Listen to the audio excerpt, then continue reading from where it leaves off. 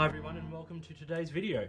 Today we're looking at an ink from the Australian brand Blackstone ink, and this is their Barrister Blue. Barrister Blue is a waterproof fountain pen ink, as it says right there on the bottle, and it comes in this really awesome 30ml bottle, which is made from their polypropylene. Once again, I'm still really not sure how to say that. Bottle, which are really great ink bottles. I think they're indestructible, they're heat resistant, you know, they really are quite a great bottle for ink. Now, this is what Barrister Blue looks like on paper. This is a really interesting blue. It's got some really great darker colors, like really great dark blues, and then some really interesting light blue shading, which I find really attractive. But it really depends on the pen you're writing with. Now, what is also interesting about this ink is the dry time. This is quite a slow drying ink. In fact, this very card, you can probably see it looks a little bit sort of strange there in the middle there. This card, I had to end up using a blotter card on this to dry it after 4 days.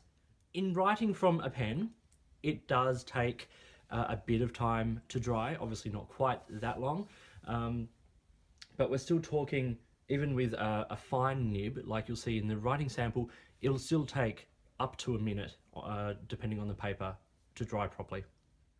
Let's have a very quick look at the chromatography here. As you can see, it's that beautiful blue, and it is absolutely gorgeous. It's got some lovely sort of depth to it and some darkness, but for a waterproof ink, quite a lot is actually up the paper here, which means to me that perhaps it's not the most water resistant permanent ink, but we'll have a bit more of a look at that when we do the other tests. Let's have a look at this ink on paper, shall we? So here it is on Rhodia 80-gram paper, the standard. Now, I did this test with 2 pens, and 2 pens for a particular reason. The second pen, which I'll mention first, is just a plain Lamy Safari. Now this is the in a fine nib, and I chose this because it's not overly wet, and so you can see the writing samples with that are a lot lighter than the rest of the page.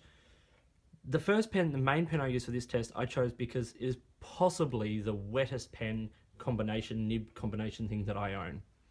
It's just a Noodler's Ahab, but I've taken the Noodler's nib out and I've put a plain sort of Jinhao nib in there.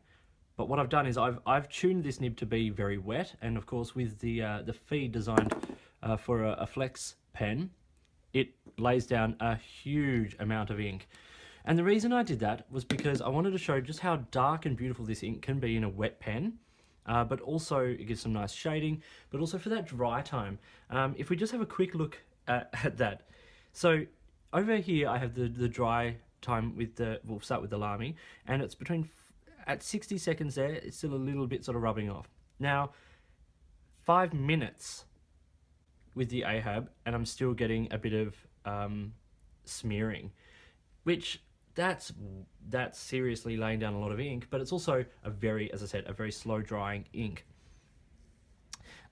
We have also here the swab, which shows the nice sort of shading of the ink, but also some of that lovely red sheen that you can get from that ink, which I think is absolutely beautiful. So let's look at the ink. Now, it is beautiful dark blue. As I said, it's labeled as waterproof, and for the most part I have to agree with that. Nice shading, as you can see from the triple pass there, we do get quite a bit of shading difference between particularly the first and the second pass of the swab. Saturation is excellent. Water resistance, as I said, is good, and we'll look at that in a second with a water test. Cleaning is fair. I probably wouldn't put this in expensive pens, particularly demonstrator pens that could be stained. It does have a bit of a tendency to linger, for lack of a better term. There is definitely some shading to be had and some sheen in the wetter pens, which is really, really cool. The colour is this rich, vibrant blue. There's no black. This is not one of those blues that sort of has a tendency to go black or even purple. This is blue, blue, blue. Right, every single shade of this ink is blue with very little else. It is very wet and the dry time is exceptionally slow. So let's do a quick look at it on a couple of other brands of paper. Let's start from the top down. Now I had a lot of problems writing out these reviews for some reason. I was calling it Barrister's Blue and then here Barrister's Black for a while, so forgive all that. This is it on Tomoe River 52 gram paper, nice light paper. Beautiful for you can see the sheen on the writing there, which is really nice. The fine, it still looks great on this paper. In terms of bleed and feather on this, not, let's take the Lamy as the baseline because it's not quite as wet, but even with the Blackstone, there's really, with the Noodlers Ahab, there's still not a lot of anything sort of coming through. Next is Reflex copy paper, standard sort of 80 gram copy paper. Little bit of bleed here. As you'd expect, it's quite a wet pen, so it is going to lay down a lot of ink. But I think the ink still looks really nice on this paper. It's a little more washed out, perhaps, as it absorbs into the paper. It loses a bit of that depth, but it is still like, yeah, there's a bit of sheen there from the swab. It's really nice, and there's very little feathering to be seen. Occasional hits of it, but really not much to write home about. Now we have it on the most budget-friendly, least fountain pen friendly paper I have, which is the Sparix Notepad. Now as you can see, this is completely washed out. Both the Safari and the Noodlers appear to be the same color, which as you can see from like the Rhodia for instance, you get a completely different shade of blue depending on which pen you're working with. Everything bled through here. Safari, Noodlers, everything just really it, and it didn't perform well. It bled a lot, and yeah, I think because it is quite a wet ink, it really just absorbs into the paper.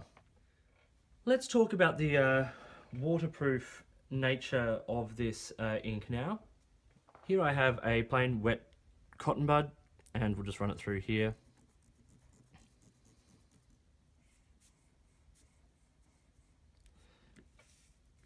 So the first thing you notice, of course, is that a lot of the ink moves, which for a waterproof ink seems a little bit strange, but you do keep a lot of the detail. You can still read everything, you can still see all the lines and the dots, and it's all perfectly legible. So that is a plus. And it also doesn't react terribly differently with bleach. So this was just done with regular household bleach, and it takes a little bit of the color and discolors it a little bit, but most of the detail is still there. So if you have this on a legal document or important papers you want to keep, this does work.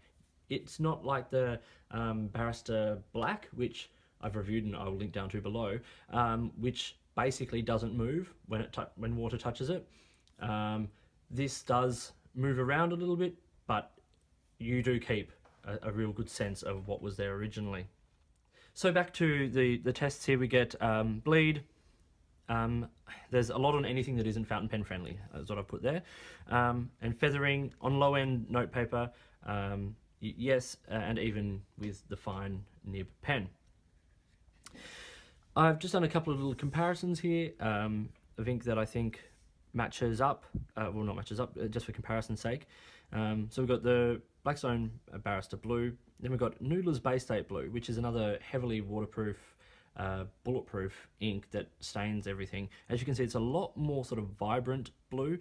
The Blackstone is much richer and has a sort of bit more depth to it than the Bay State Blue. And the other one is a plain sort of everyday blue, which is the Pilot Varsity pen with the blue that comes loaded in that. It was the only other blue pen I had inked at the time. In terms of value, let's talk about this ink. This is $14 a bottle. It's more expensive than the regular Blackstone ink, and it is a 30ml bottle, so it's not a huge amount of ink. $14 is pretty good. It's certainly a lot more reasonable than some other brands of waterproof, bulletproof inks, and particularly when buying in Australia, the Noodler's inks cost up to $30 a bottle Australian, so $14 a bottle is pretty good. In America, this retails for $12 US a bottle, which puts it on par in terms of price with the Noodler's inks. But with Noodler's, of course, you get considerably more ink in the bottle. So this is an interesting sort of comparison. Do I think that the ink is worth that much money? Look, I really like the ink. I think it's got a really nice color. I think it's got a really nice, it's got enough permanency to warrant the waterproof, probably what is closer is water resistant label. And I think it's a really, I just like the color. I like the fact that in different pens it has a different sort of shading color. Dry time is a bit rough, but you know, if that's an issue for you, then you might sort of want to look elsewhere. So score. What do I give this? Well, I give this ink a 3.5 out of 5. It's got good color, decent water resistance, some things that aren't exactly perfect, but certainly a very usable ink, and once it's dry, water resistant enough and permanent enough to tick that box. So that was Blackstone Barrister Blue, a really nice dark blue water resistant ink. I hope you found that video useful. If you did, please give me a thumbs up and subscribe to the channel. Hit the notifications button if you want to stay up to date with the videos that I produce. Please feel free to drop me a message. You can do that either here on YouTube or at my blog on Instagram or Twitter, which are all linked down below. In the meantime, enjoy your pens, enjoy writing, and I'll talk to you later.